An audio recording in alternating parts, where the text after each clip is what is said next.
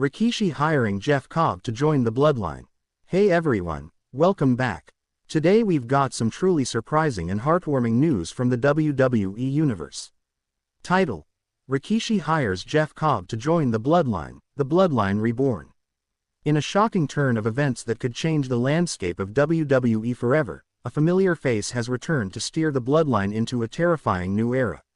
The Anoa'i dynasty has always been about family, power, and dominance, but what happens when the elder of the family decides to take matters into his own hands?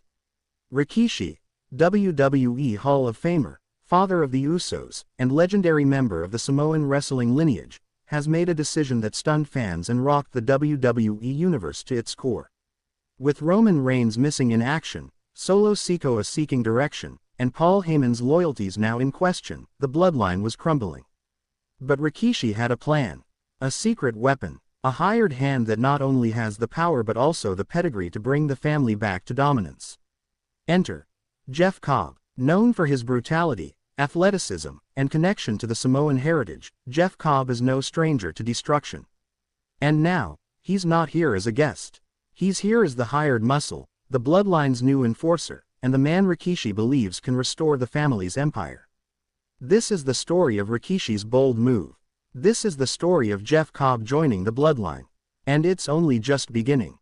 The Bloodline in chaos. Ever since Roman Reigns lost the undisputed WWE Universal Championship at WrestleMania 41, the Bloodline hasn't been the same.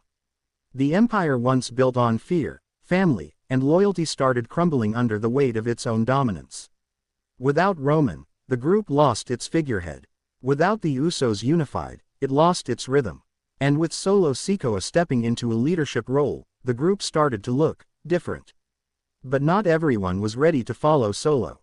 Paul Heyman, the wise man who once stood beside Roman, began showing signs of doubt. Solo's brutal tactics, his secretive meetings, and most recently, his public disrespect of Heyman, made it clear this was not Roman Reigns' bloodline anymore. It was something darker, something more chaotic. Fans watched as cracks began to show. Jimmy Uso, after months of loyalty to his younger brother, quietly disappeared from TV. Jey Uso, now thriving on Raw, wanted nothing to do with the Bloodline. And Roman, still silent. It was Rikishi who broke the silence.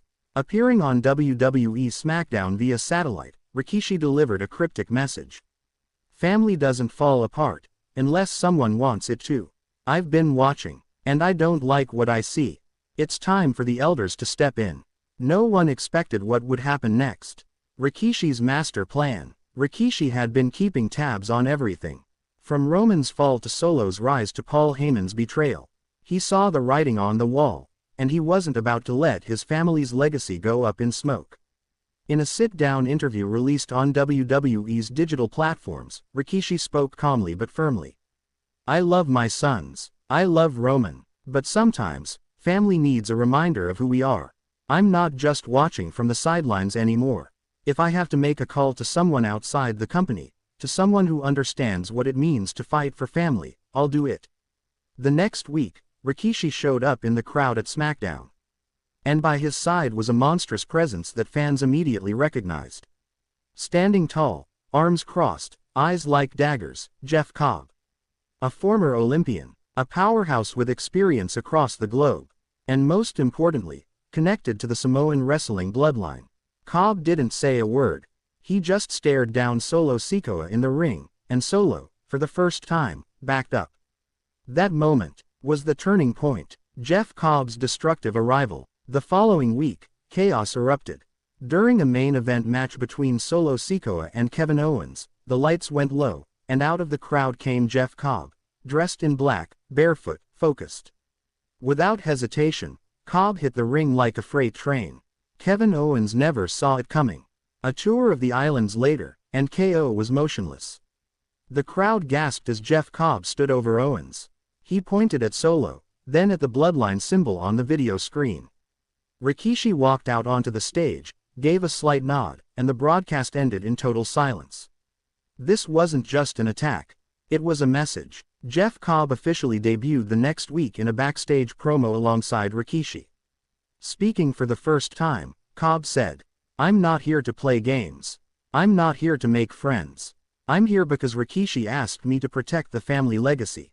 If anyone stands in the way, including family, I will break them. Solo Sikoa didn't respond publicly. But the tension was undeniable. Jeff Cobb quickly racked up wins on SmackDown, destroying enhancement talent and mid-carders alike. Each win came with Rikishi watching from the ramp. Silent, proud. The message was clear. The bloodline isn't dead. It's reborn. And Jeff Cobb is the hammer. Solo Sikoa versus Jeff Cobb. Inevitably, Solo Sikoa had to respond. On an episode of SmackDown, Solo came to the ring alone and finally addressed the situation. Uncle Rikishi, you brought him in because you think I can't lead. You think I'm not bloodline enough. Let me remind you, I'm the one who took out Roman. I run this now, and Jeff Cobb, he doesn't scare me, he bleeds like everyone else. That night, Jeff Cobb and Solo had a tense backstage confrontation. No punches were thrown, but the tension could have split steel. Rikishi stepped between them, saying just one sentence. Bloodline doesn't fight bloodline, not yet. The following week, a 6-man tag was announced. Solo Sikoa and the authors of Pain vs. Jeff Cobb, Kevin Owens, and LA Knight. The match was brutal, but in the final moments, Cobb and Solo tagged in together, and the arena went wild. The two powerhouses collided like titans. Elbows, chops, suplexes. Neither man backed down. The match ended in a no contest as both men ignored the rules and brawled into the crowd. Backstage, Triple H was shown yelling at Rikishi. You brought in chaos, and now you've lost control of your own men. But Rikishi, ever calm, replied, chaos is necessary. It's how new kings are crowned. Roman Reigns responds. It was only a matter of time before Roman Reigns made his move. After months of silence, the tribal chief finally returned in a pre-recorded segment. Sitting alone on a throne in a dark room, he stared into the camera. Rikishi, you brought in someone else. You think Jeff Cobb can protect this family better than me? Better than Solo? You've forgotten who built the bloodline. I did, and now I'm coming to reclaim what's mine. The crowd erupted. Roman Reigns was coming back. And he was coming for his family. But this wasn't about the title anymore. This was about respect, legacy, control. Rikishi responded the next week. Roman, this isn't about taking from you. It's about saving you, from yourself. And if you want your seat back, you're gonna have to go through Jeff Cobb. Clash of the Samoan Titans, Cobb vs. Reigns teased. The seeds had been planted. Roman Reigns vs. Jeff Cobb. The new versus the old. The builder versus the destroyer. Weeks of promos, vignettes, and subtle interactions followed. Cobb began steamrolling through former Roman Reigns opponents. Sheamus, Drew McIntyre, AJ Styles, all fell to the wrath of Rikishi's mercenary. Meanwhile, Roman stayed off TV, but his presence loomed large. Heyman, now seemingly back with Roman, warned Rikishi. You've built a monster you can't control. And when Roman returns, Jeff Cobb will fall like the rest. The main event was teased for SummerSlam. Roman Reigns vs. Jeff Cobb. Bloodline vs. Bloodline. The winner becomes the true head of the table. The wrestling world exploded. SummerSlam Showdown. Cobb vs. Reigns. SummerSlam. The stadium was electric. Fans on their feet. Signs everywhere. Cobb is Bloodline, and, acknowledge the real one. Roman Reigns entered first, flanked by Paul Heyman. Then came Jeff Cobb. Barefoot, focused, guided by Rikishi. The match was everything fans hoped for. Brutal, slow, story-driven. Cobb overpowered Roman early, but Roman's experience showed as he targeted Cobb's knee. Midway through, Solo Sikoa came to ringside, but he didn't interfere.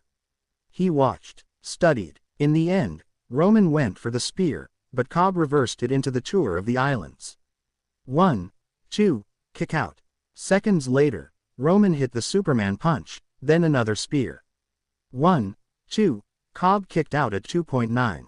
The fans were losing their minds. But as Roman went for one final spear, Rikishi threw in the towel. Gasps.